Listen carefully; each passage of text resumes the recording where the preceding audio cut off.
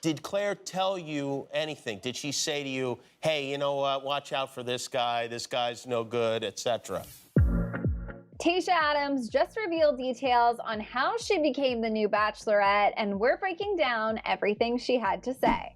Hey guys, welcome to another shared news from home. We have to talk about Tayshia's interview on Jimmy Kimmel. But before we get into it, if you're new here, be sure to subscribe to our channel and ring the bell so you don't miss out on any future videos. As always, I'm your host, Fiona Zaring, and I'm joined by the wonderful Avery Grooms. Hi. Hello, hello. So Avery, I know you and we love Jimmy because he asks the questions that people want answers to. Yes. First of all, before we even get to that interview, he joked about Chris Harrison forcing Dale to propose. And it was just a quick little one-liner, but I really want your take on it because I don't really think we've unpacked this.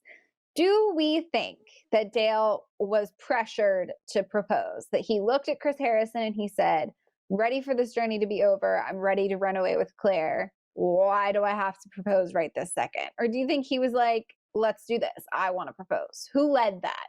Who led the charge there? I mean, from what it looks like it was Chris who led that. And he even told Dale how Claire left all the other men. So when he said that, it was like, okay, well, the show is basically over. Now it's literally just you and Claire. So the next part of the journey is to propose. Are you going to do it or not?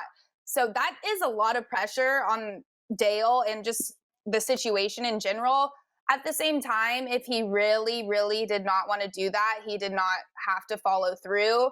But also at the same time, he has all of like America watching him. Like it's not just a private matter he can handle later on. Like it was now or never. So I definitely think he was pressured. I also think he wanted to do it, just maybe not in the way it played out, maybe not that soon.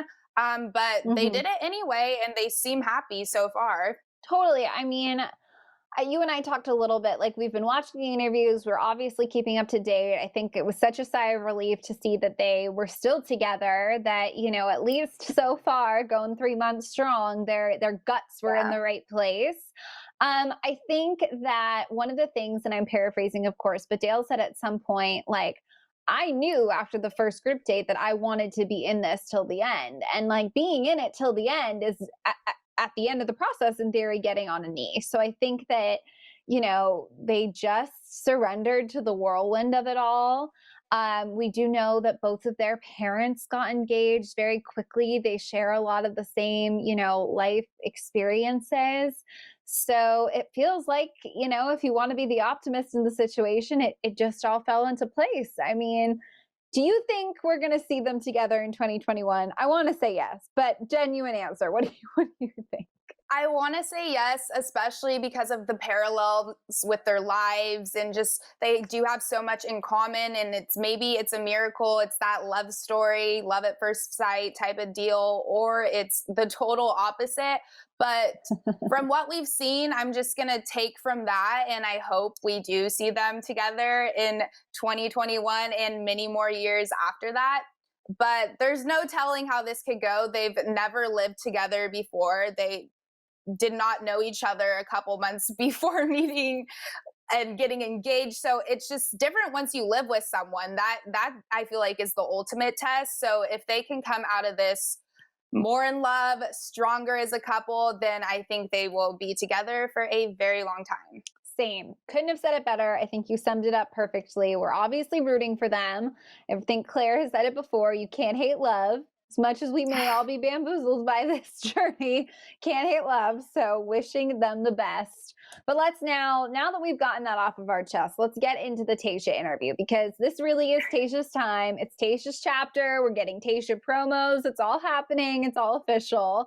And like I said before, you got to give it to Jimmy Kimmel. He really does ask the hard questions.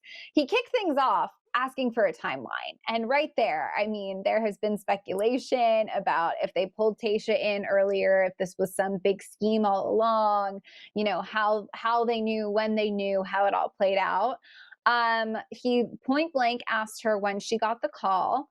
She did dodge it a bit, very organically. It seemed genuine, but she was like, oh, quarantine, everything blurs together. But she landed on giving us the summer. So kind of a non-answer. I don't think we're going to get anything more concrete from her ever on that. He also asked if they told her why they needed her to come in.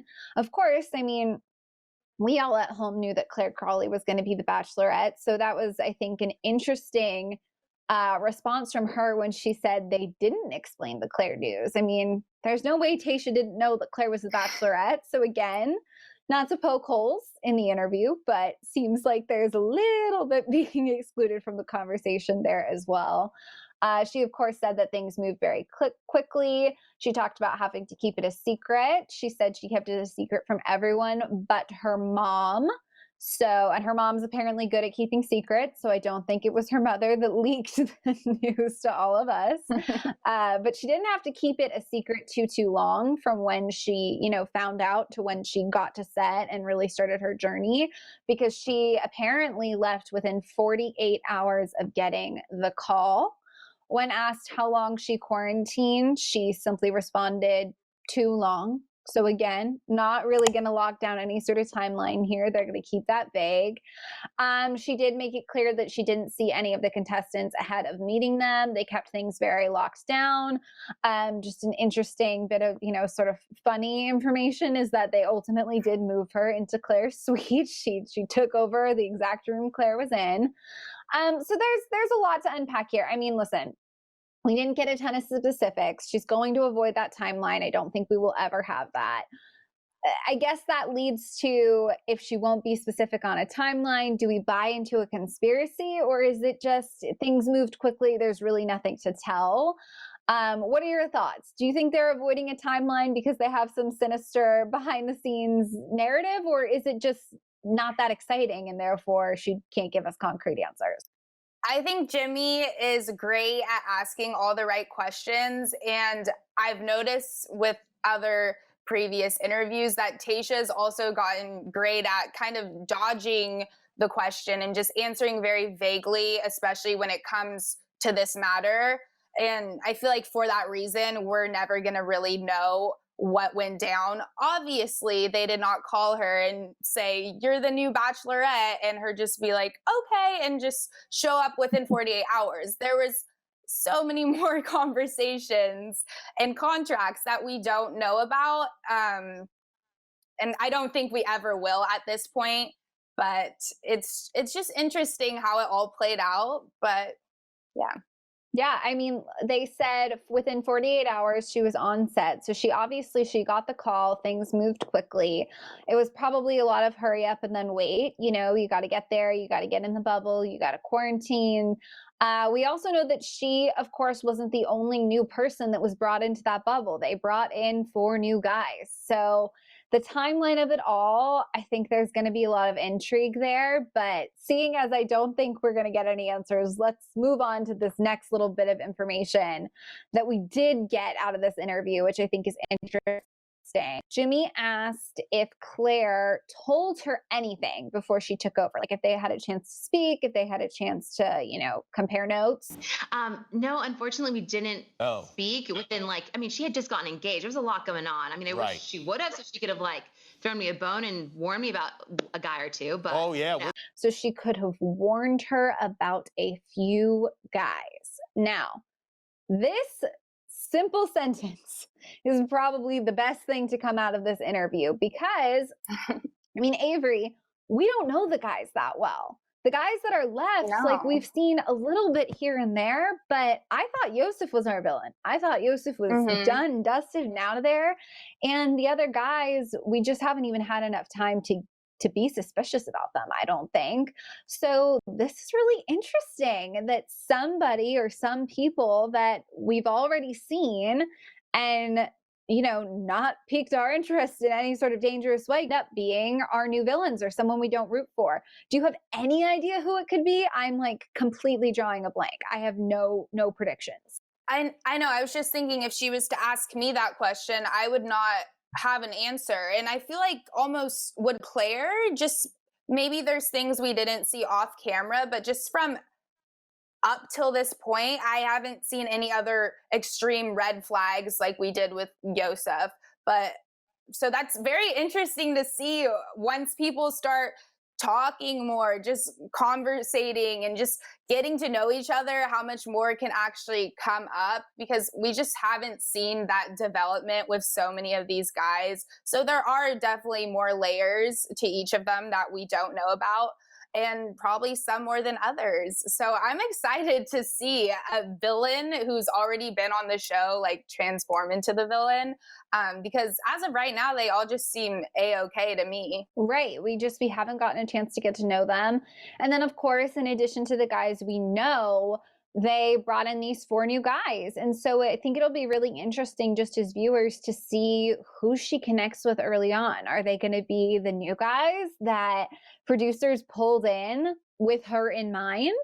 Or are they going to be guys that were initially, cast for someone else? How all of that will work out. I think an interesting, thing that we could see early on is her just gravitating towards the guys that were cast for her and not necessarily gravitating towards these poor guys who just, can't catch a break. Of course, I'm purely speculating. We have no way of knowing, but it'll be interesting to see who she hits it off with, who she'll clash with. So Avery, another interesting thing to consider here with the dynamic of the new guys and the old guys, Tayshia's going to have a first impression rose. Tayshia's going to have, first dates, first putting together the first group dates. And these guys, I feel like, Claire's initial group just kind of went through a very unique form of rejection. So emotions may be running high. They may be quick to, get pessimistic if some of these new guys are, given the first impression rose or getting all of the time, at the cocktail parties and things again.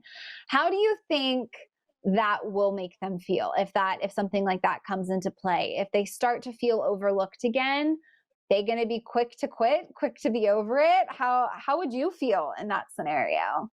I think some of them will definitely start to get fed up again. I would too, just because of the lack of attention. And then there's guys who haven't been there and they are here for 24 hours and get a rose. And it's just like, that can be very frustrating.